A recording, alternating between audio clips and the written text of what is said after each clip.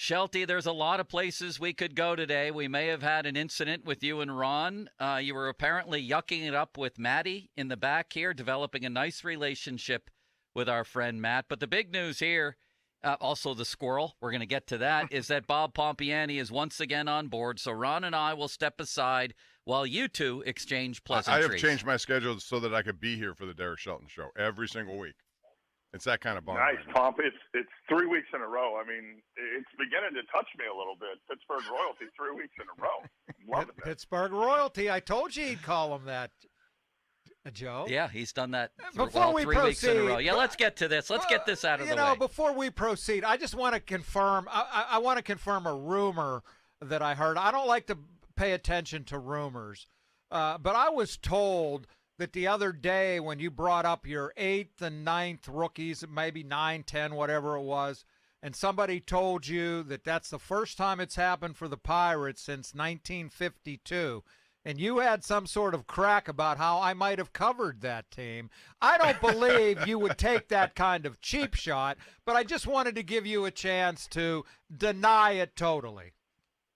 Well, I won't deny it. I mean, I think the initial thing I said was I think that was Jimmy T's first year with the Pirates. And then I think my actual comment was I wish this was happening during my radio show because of the fact that I'm pretty sure Cookie may have handled that. So there is some truth to that, that you were taking a shot again.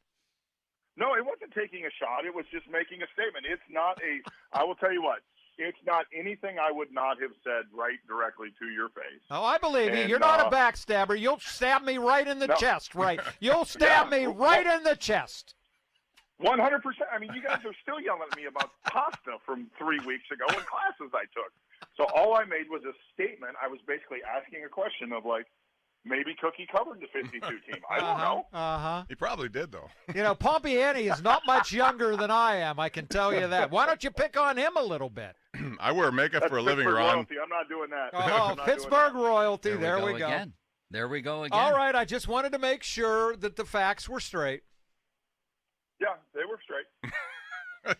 Hey, we should start with what happened last night. Actually, what happened 2 days ago as well. Can I do that, Joe? Do you mind? No. You're royalty, man. Take it over. I don't mean to usurp you, but take it well, over. you looked at me. You looked at me with a mean look. I didn't mean to take over this. I'm just but anyway, can you have scripted anything better than this, Shelty, with the Sawinski situation? And by the way, I hope he gets the ball that he hit. I don't know where that situation stands. That and what happened last night, pretty significant.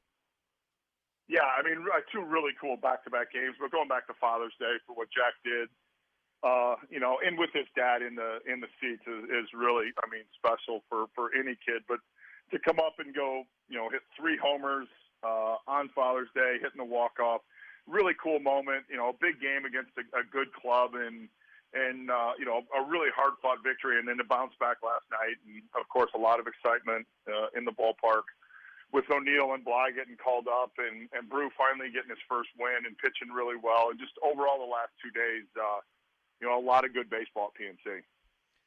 Well, let's talk about Cruz for a minute because he's honestly the guy that everybody's talking about for good reason. I mean, Ron, as you mentioned, has been watching baseball for a while. I've been watching baseball for a while. I don't know what his career is going to look like, Shelty, but I haven't seen somebody quite like this in terms of him being a 6'7" shortstop who hits a ball 100 miles an hour, throws it 100 miles an hour, and runs 100 miles an hour. I haven't seen a phenomenon like this. Have you? No, I mean, he's a different cat for sure, and he can impact the game in a ton of ways. And, I think the one thing we all have to realize, because we do see the talents, is he is a 23-year-old kid, and he's going to have ups and downs, and he's going to make mistakes. But his physical tools are different than a lot of people. And one of the things that, we've talked to him about, when he was in Indy and even yesterday, it's just like try to affect the game in as many ways possible. And what really excited me, there was a lot of things that excited me last night that Oneil did, but what really excited me the most was the first ground ball to VR. It's a routine ground ball. He's going hard. VR rushes. He ends up dropping a ball, being forced, because he's trying to rush, and we end up getting 2 runs out of it, and they don't get an out of it. So, like, little things like that because like we've talked about, with effort is really important. To see that like in his first at bat, that really excited me. Tell us a little bit, and if you don't mind, Bob, I'm going to jump in for a follow-up question. Is that okay with you? Sure. Yeah, check with Pittsburgh royalty over here before you ask the question. I apologize in advance here for a follow-up.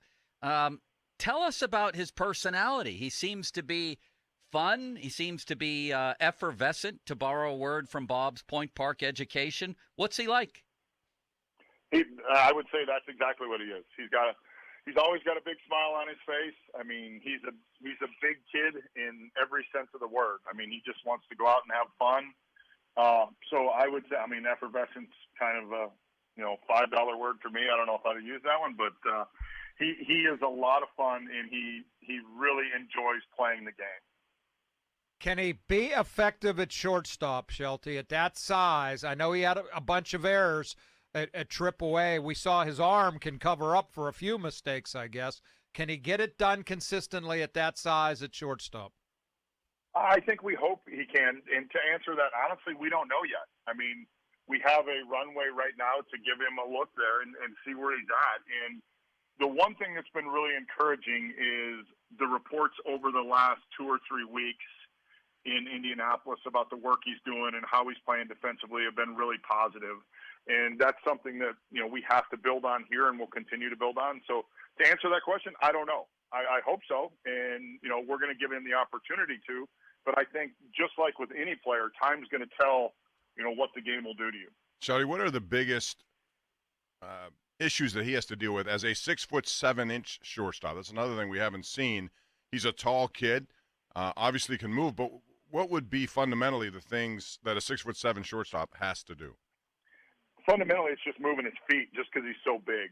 I mean, for any infielder, making sure that your feet stay engaged and making sure that you're moving. But with someone that big, it's extra effort to get moving. I mean, you're thinking, this guy's the size of an NBA player, but he's having to move laterally and catch a ground ball. So it's the big thing that we will continue to work on, Donnie will continue to work on with him, is just making sure that his feet get set up in the right position, because the arm is a weapon, but if his feet aren't in the right position, then, it really can't be deployed because of the fact that he's not underneath him, and then he's going to end up, dropping his arm and making errant throws. So the big thing is just making sure that he's moving his feet, his feet stay underneath him. How about at the plate with the size? Because we've seen some players over the years, I don't know, maybe Polanco fits in this category where there's a lot of moving parts when you're that tall. Does he have a swing that's as long as you'd expect for a guy that tall, or is it maybe what a shorter player might have? Are there potential holes in a swing when you're that tall? Yeah. Well, there's definitely potential holes in a swing for anybody. For a guy that size, there's going to be some spots. I think the one thing with Oneil is, his approach is fairly simple. There's not a ton of movement to him. That length can be a detriment, but can it also, it can really be an advantage because of the fact and we saw it last year with the homer he hit in his short time up here, is he has the ability to lengthen out in front. So guys that throw breaking balls that may end up being short, he's going to get to, just because he's going to be able to extend his arms out and get the barrel of the bat there. And as strong as he is, we've seen a couple of those balls, in Indy this year where he just gets the barrel of the bat on the ball and they go. So it's a little bit of a detriment, but it's also a little bit of an advantage because he can lengthen out in the front of the zone, like very few guys in the game, just because of his wingspan.